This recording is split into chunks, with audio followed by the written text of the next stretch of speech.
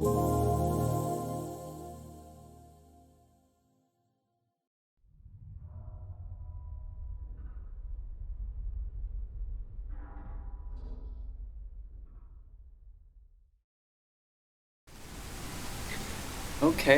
so this is Athenaeum.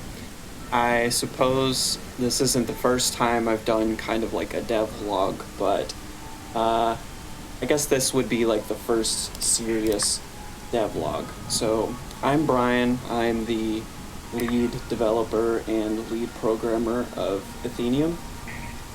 I work with one other artist, and I work with also a musician who does all the music for the game. Um, but anyway, so this is the main menu. There's settings, load game, new game. We're gonna have way more display settings here, and probably make the PS1 filter toggleable. Toggable. Because I think some people would think this is too busy on the eyes. Maybe some people just wouldn't like this filter. And then there will be multiple save slots. And then when you start a new game, there is no difficulty selection. The difficulty for the game is dynamic. So as you progress, as you get more items, more gear, everything will kind of scale to that. So let's just start a new game here. So we start off waking up in our bedroom with this really jank animation. You just start off with the flashlight so far, but once you get inside the library itself, you can use the pistol. Which I think there would be a scene where the player would acquire the pistol later on. So you can't leave without getting your keys. So this is your kind of Slav dwelling with a broken-ass couch and some... physics are a little jank, but we got some Doomer Wave. Go ahead and pick up the keys. I'm just knocking shit over everywhere, like clumsy. This is the apartment hallway. I really like the track for this area.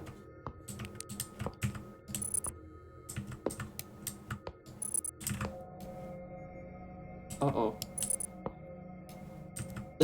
I was playing with the physics earlier and it was fine. Now it's all like jank.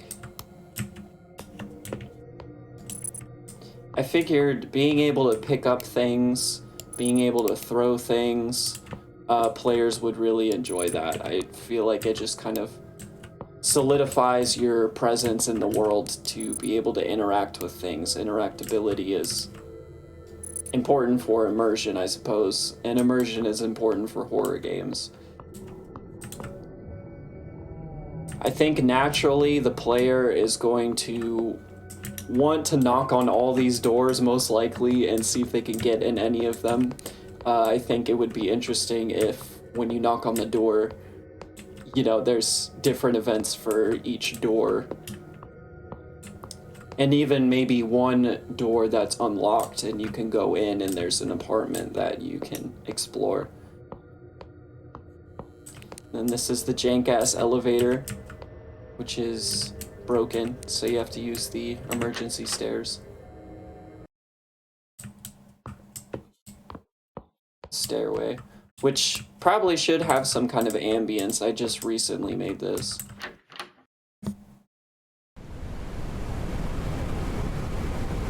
And then we kick off with the game's first cutscene, and the credits roll for all of the developers.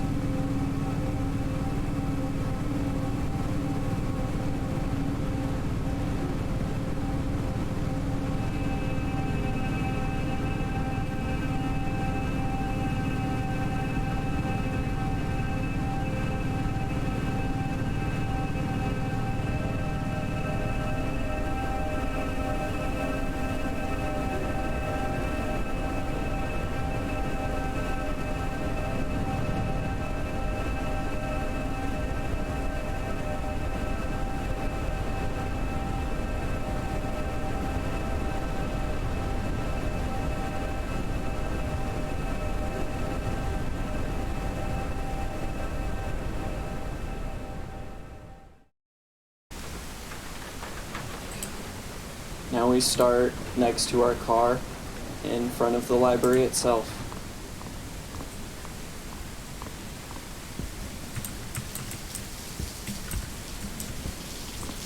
I think the player, of course, naturally would want to try the front entrance, but these doors are locked. This library, even though it looks operational, you know, the lights are on, this library has been abandoned for a really long time.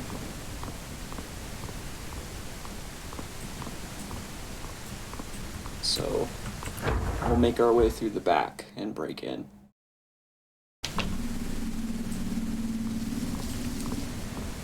Again, more stuff you can kind of throw around if you really want to. Oh, whoops. Kind of overshot that.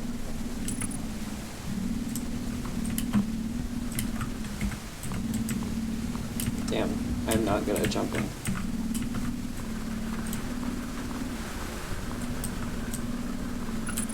So I think, of course, everything won't be left up to the player to discover. You know, I think, like, a player wouldn't immediately know to jump the fence and then to get over here and to jump on the pipes.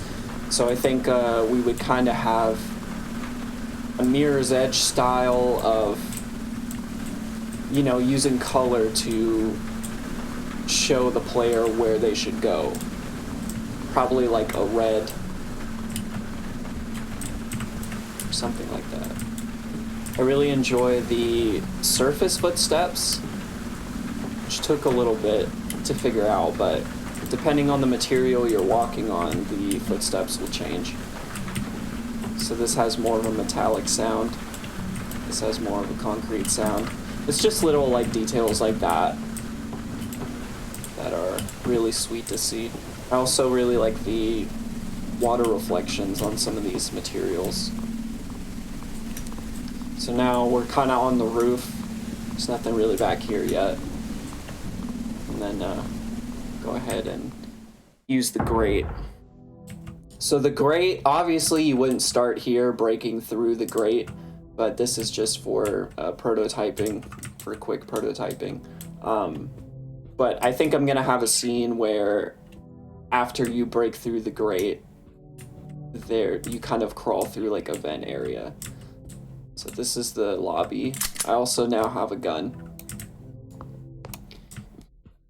You can see the ammo count on the side, which that will be only available through like an upgrade. It won't be that way from the beginning. And then you can also, this is also a little jank because I just recently made this, but you can put attachments on your weapons if you prefer. Whoops. Silencer's nice. A lot of these objects have really low mass, so they just kind of fly everywhere when you shoot them, which is kind of fun. Of course, that won't be in like the shipped product, but definitely gonna have to tweak the mass and just tweak a lot of the physics in general. Here's some coins.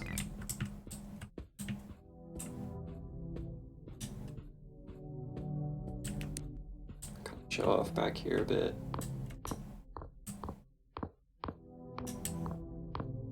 A lot of these levels are not final. Well, actually, I think any of these levels in the game so far are not final, but these are just kind of representative of the general feeling, like the general vibe of a level. Here's a safe house over here. Some floors will have a safe room, some won't. But in this place, you can go ahead and save the game using that cassette recorder and talk to this entity, which will let you customize your drip, pretty much. I like this one. I think it's variant 3 and variant 3 walls. You can change the light intensity. There will be like a lot of variants. as the player kind of progresses through the game, they'll unlock more variants. If you're into that kind of, Sims style customization, and it just makes the playthrough feel way more personal. Also, when I go through the store, it tries to go back to the customization. Also, when I go through that door, I end up at the elevator. So there's a lot of funny bugs so far that are easily fixed. A lot of these bugs you see are easily fixable. And here's the elevator itself. We'll go ahead and go to first floor for now.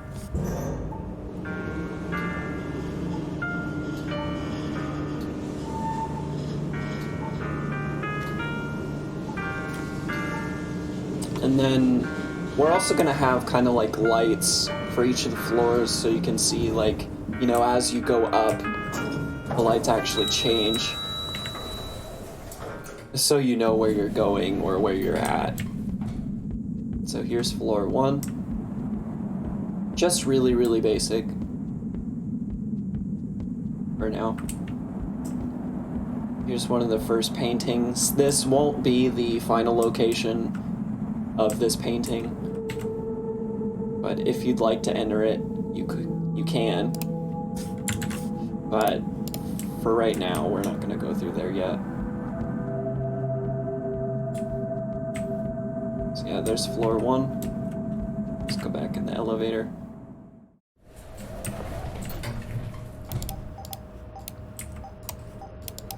Sometimes the buttons don't want to work.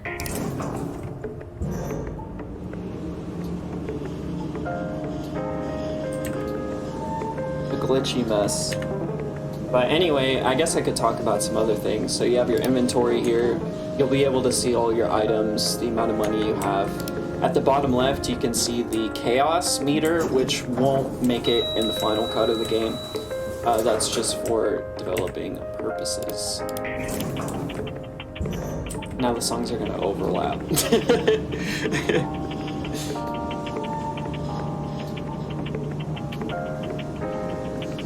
But the chaos is a mechanic in the game which kind of acts as the ghost from Spelunky. You know where when you stay in a level for too long, eventually the ghost will appear.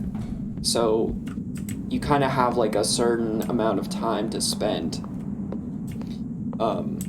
Or I think more accurate for Athenaeum would be like Majora's Mask, where you have the days, and as the days go by, the moon gets closer to end the world.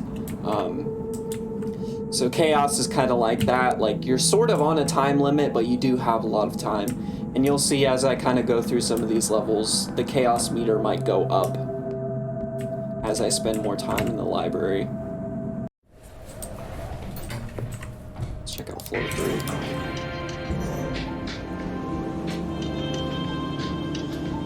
Floor 3 is kind of just in block-out stage. But we'll go ahead and check that out.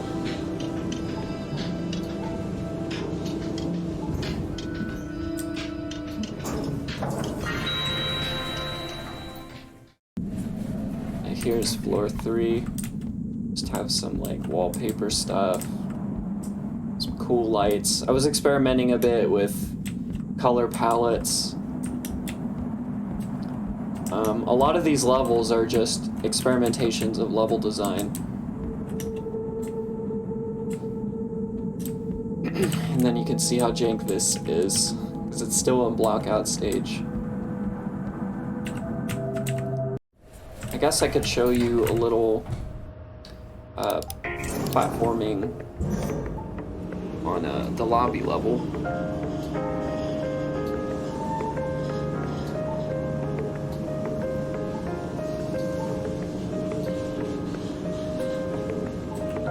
Yeah, Chaos, once you reach a certain point, enemies will start spawning. So far I have it to where when Chaos reaches 5%, enemies will start spawning in the different floors, and it's all randomized. Also, the shop, which we most likely won't see in any of these areas, the shop will randomly spawn in different locations in some levels. Break the glass a little bit. Pick this up. Put that down.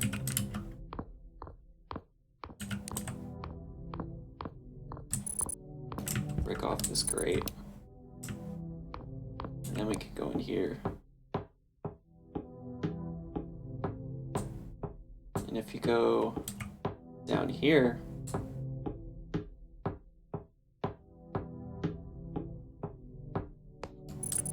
there's this hole. Not sure where this hole is going to lead you to for now, but it's there. And then I guess I'll just go ahead and go through one of the paintings.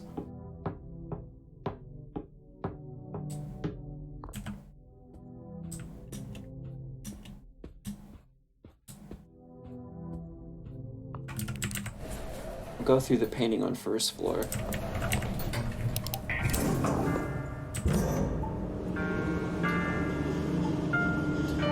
And I probably, for this little playtest, I should have put in some enemies somewhere.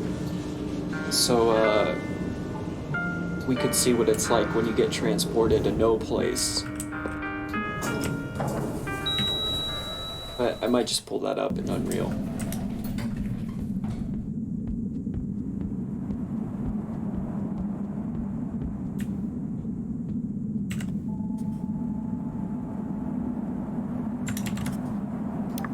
Go ahead and go through this painting. So then we'll spawn in here. And this is a old version. I still have to update this, but this is an old version of the industrial world. It's kind of hard to see because it's really foggy, but we were gonna have some basic puzzle mechanics. Make it to where you can go inside this massive building. Here, now the clouds are clearing. This level is gorgeous, though, the clouds, and being inside of it is really cool. So I guess I'll go ahead and show some enemies as well. So we can go to no place. Go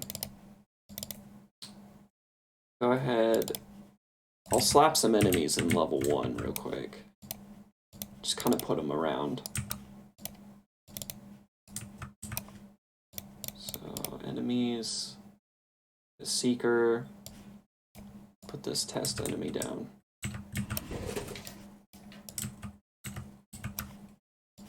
Just kind of put a couple of them in the level to fight. So they'll kind of wander around, they'll just do their thing. You can kind of stealth. If you crouch and you hide around, you can be stealthy. If you shoot them,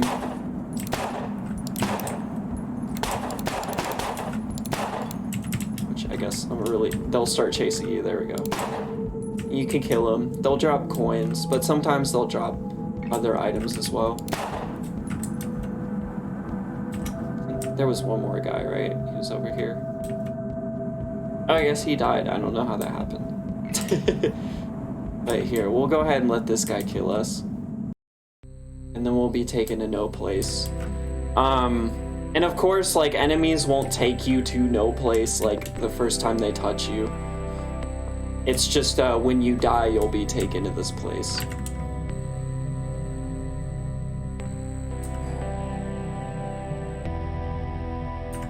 You can kind of talk to some of these enemies if you like, or not enemies, but entities.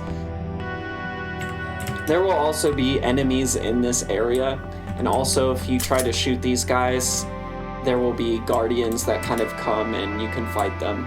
But really the goal of no place is to find one of these glowing white doors and to escape. Yeah, which when you go through the white door, it would just take you to the level that you died in. But yeah, that's pretty much it for the playtest.